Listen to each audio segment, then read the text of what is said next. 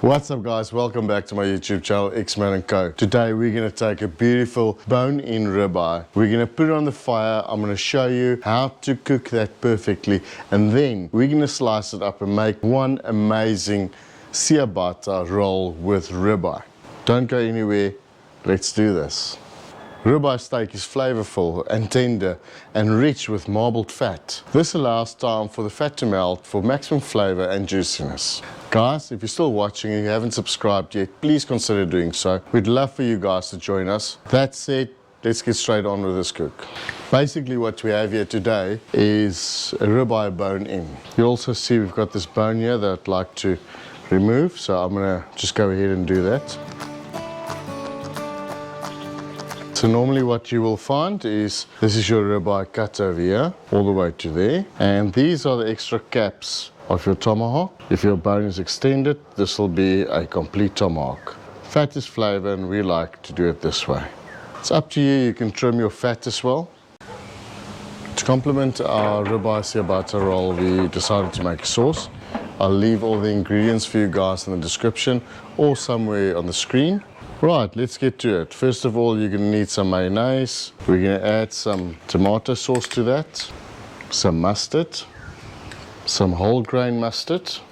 Then you don't have to, but we like to add some chutney. For a kick, we're going to add some sriracha sauce. Then guys, you're just going to mix all of that together. If you want more, you just multiply all your ingredients. So obviously with a beautiful ciabatta roll, you need some veggies to complement your ribeye. So what we're going to do today, I'm going to cut some peppers, a red pepper and a green pepper. You want to make sure that you remove the seeds, as these seeds will just make your dish bitter. Another thing to also look at is all the light areas on the pepper. It does exactly the same. I'm going to cut the peppers in thin strips. Then I'm going to go over to our onions. The onions I want to cut in rings, as I think it's going to just please the eyes. It's definitely going to taste delicious. You can use whatever cheese you want. I recommend you use provolone cheese. We're going to use some mozzarella today. We couldn't get hold of it, so we went to the second best, and that's our mozzarella, which I think is going to pull beautifully and just going to work for this dish as well. You can leave your garlic whole, but you want to smash it just to make sure that the flavors burst from it while cooking this way. You can leave it in the shell if you want. In this way, the garlic won't burn, and you can use it later also on top of your roll.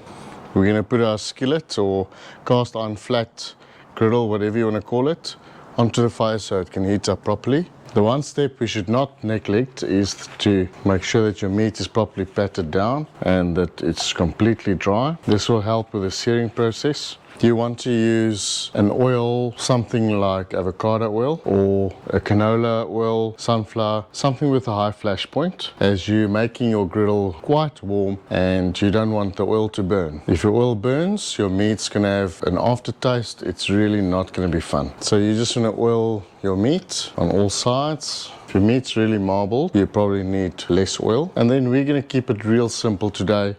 It's going to be salt and pepper. You can be liberal, it's a really big piece of meat. What you do on the one side, you do on the other side. This looks good. You can see it's about 575 Fahrenheit. We like it to be close to 600. You can see it's smoking hot, and that's exactly what we need. The whole idea is to sear for a minute or two. With this piece, we might even go to 2 minutes. Make sure you press down on that steak so it touches everywhere and you know it's got firm contact with your griddle. As much as you feel like you want to turn it around or you want to check, guys, please don't do that. Just leave it there. Give it your 2 minutes with this big piece of meat and it'll be fine. It'll be perfect. You need that crust on the outside. You can see we're on 2 minutes there, and it's time to turn this baby around. Have a look at this beautiful crust over here. I think that's perfect. Another 2 minutes has passed. Oh, look at that, beautiful. So now we're just going to do the fat. You want to render some of that fat. What you want to do now is put it on the other side, your cooler end, and move it over off the coals. Got heat over here. It's going to heat up the skillet a little bit, but it should be cooler this end, and it's going to be an oven in here. At this point, we want to add our garlic cloves.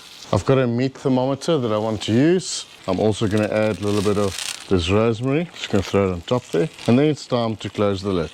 We're looking for internal temp of about 120, 122. It's going to rest there after. It's still going to cook, even though it's only 120. 120, 130, that's your medium rare. It's going to be medium, this guy, and that's exactly what we're aiming for today. Guys, that's been about 10 minutes and we got an internal temp of 121. I think that's perfect. We're going to remove this guy. Look at that beauty. This ribeye bone-in needs to rest now for at least 10 minutes. So we're just going to cover it with some silver foil. Guys, at this stage, we're going to do the rest of our cook. So I'm just going to cut these garlic cloves. You can smell them, they're beautiful. They're definitely bringing through the flavor. They're a bit mushy, exactly what you want. They're going to just mix nicely with the rest of the veggies. First of all, you want to add some onion rings. So we're just going to roast it lightly. At this point, if you want, you can turn your onions. They're going to have a nice char on the one side. They're not burnt, not at all. At this stage, we're going to start to put these guys on top of the onions. No right or wrong here, guys. Get some of that garlic in there as well. And then it's time for our cheese. Not sure if you guys can see that, but that's a whole lot of cheese.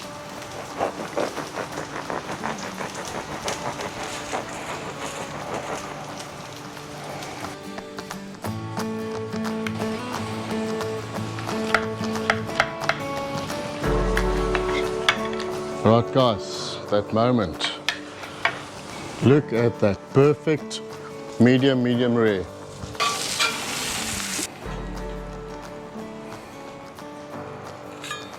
It's that moment that we're going to put this ciabatta ribeye roll together. You can see the cheese, guys, it's just melting. It's absolutely beautiful. I'm very happy with how my ribeye came out as well. So we're just going to put these guys down here.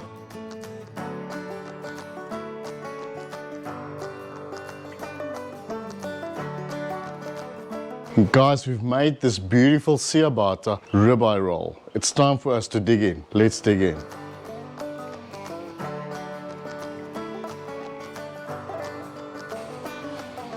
Sure, let's have a look there, guys. As always, I don't know how we're going to do this. It's a mouthful, but somebody's got to do it. Guys, cheers.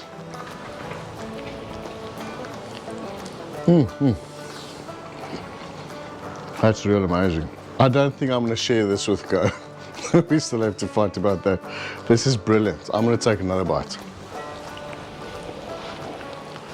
Flavor-wise, I don't know where to start. This is just one packet of amazingness. It's beautiful. It's fantastic. It's great. It's magnifique.